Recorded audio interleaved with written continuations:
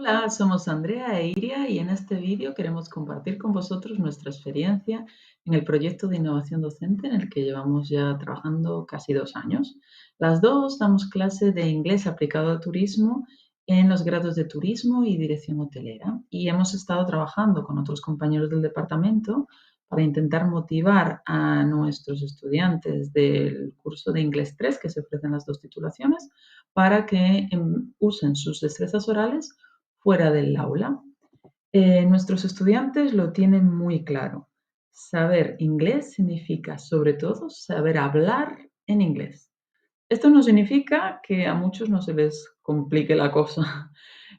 Por una parte, muchos nos cuentan que creen que sus competencias están desniveladas, ¿no? Que son capaces de entender mucho más de lo que saben hablar. Esto es algo totalmente normal y creo que es algo por lo que hemos pasado todos los que hemos aprendido una lengua extranjera. Por otra parte, algo que solemos ver también, sobre todo en los exámenes, son bloqueos. Sabemos que los estudiantes tienen un nivel y saben hablar de una cierta manera, sin embargo, no son capaces de hacerlo. Esto es lo que los expertos llaman Foreign Language Anxiety y es algo también totalmente normal, pero es muy frustrante. Y los profesores tenemos una serie de técnicas, estrategias para ayudar a los estudiantes a pasar este mal trago. Otro de los pilares de este proyecto es la adquisición de vocabulario específico. Pensamos que el léxico especializado es clave, es la clave, es lo que diferencia a un hablante normal de un profesional, ¿no?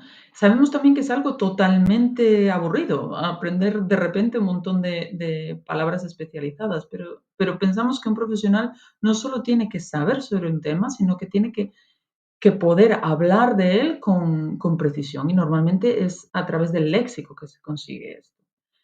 Sin embargo, a pesar de todo esto, lo que nos encontramos normalmente en clase y en los exámenes es errores recurrentes de pronunciación en palabras claves en el ámbito del turismo, ¿no? Estoy hablando de palabras como hotel, Iceland, airport y suitcase, que creo que estaréis de acuerdo conmigo que pues, deberíamos evitar, ¿no?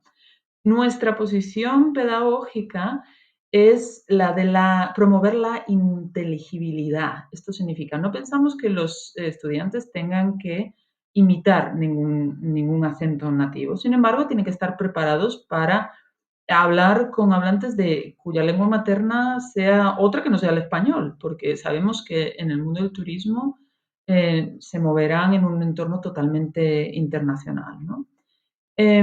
Por todas estas razones, este énfasis en la pronunciación, en el hablar y en el vocabulario específico han sido las ideas vertebradoras de este proyecto de innovación docente.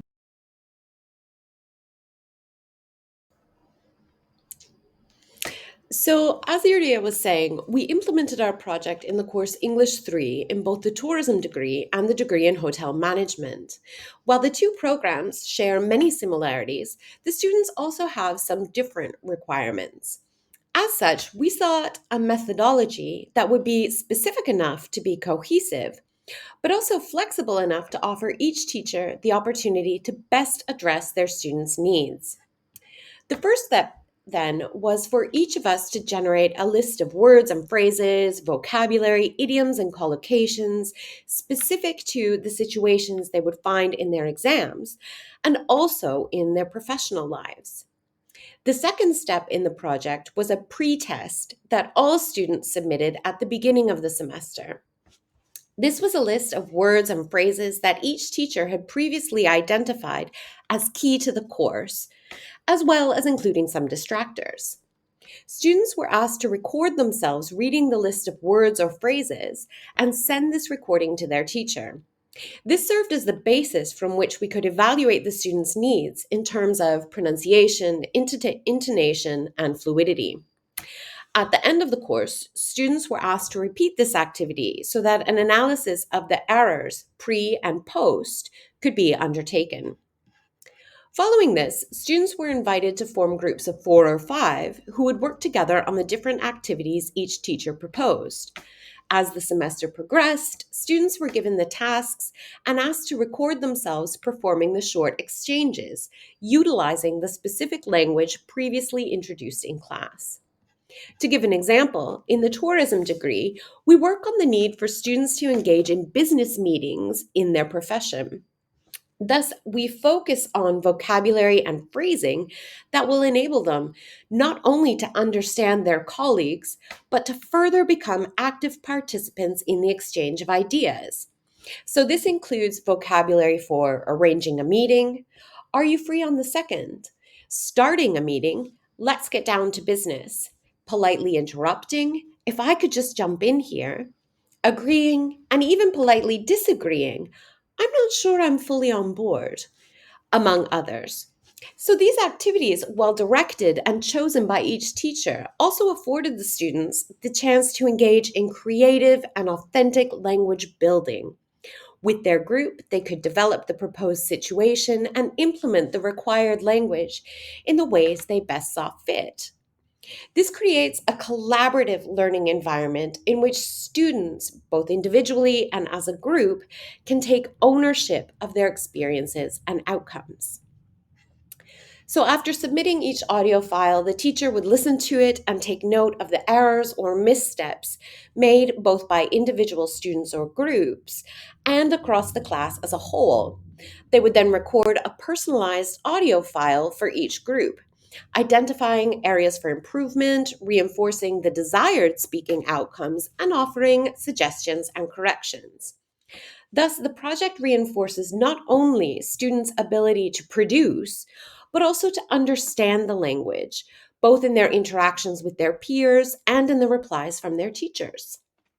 Briefly then, students participating in the project had the opportunity to practice the target language in class, in a creative and collaborative environment with their peers, and to receive personalized feedback from their teachers while simultaneously engaging their ICT skills and their independent and autonomous learning goals.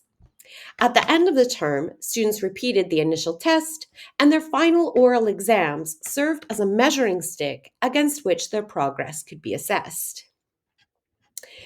In terms of the results and outcomes, rather than talk about the results of the project, what we want to focus on are the two main problems we identified in our attempts to carry out the project. Firstly, what we hoped would be a strength, that is, the flexibility for each teacher to implement the project in ways that would best serve their students, resulted in a lack of cohesion that rendered it difficult to determine the level of efficacy of the actions undertaken. This was further complicated by the fact that the number of students participating in a given action or activity was statistically unreliable. Not all of the teachers of a given subject took part in the project, and so the project was, by necessity, an optional task students could choose to engage in or not. So while at the beginning of the semester, we saw significant numbers of students signing up for the activity, by the end of the semester, the number who continued to participate was drastically reduced. There are, of course, a number of reasons for this lack of continuous participation. Students who, at the beginning of the term, are motivated and interested in improving their oral abilities find that by the end of term, they have a number of other obligations, that is, classwork for other subjects, exams, assessment, work, family, and these are, understandably, of course, prioritized. So even though the students themselves recognized the benefits of improving their speaking and listening skills and were keen to take on the extra work required to do so, by the end of the term, this motivation just wasn't enough.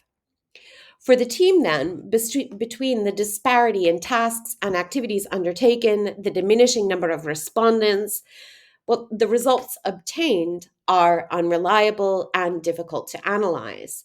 While individual students did express their appreciation and enjoyment of the proposed tasks, there is no way to confidently analyze the data compiled. We do still maintain that the importance of integrating needs-based, student-led, ICT-inclusive oral skills practice into the classroom and beyond, but the project itself must be reconsidered in terms of its implementation and methodology prior to being undertaken again.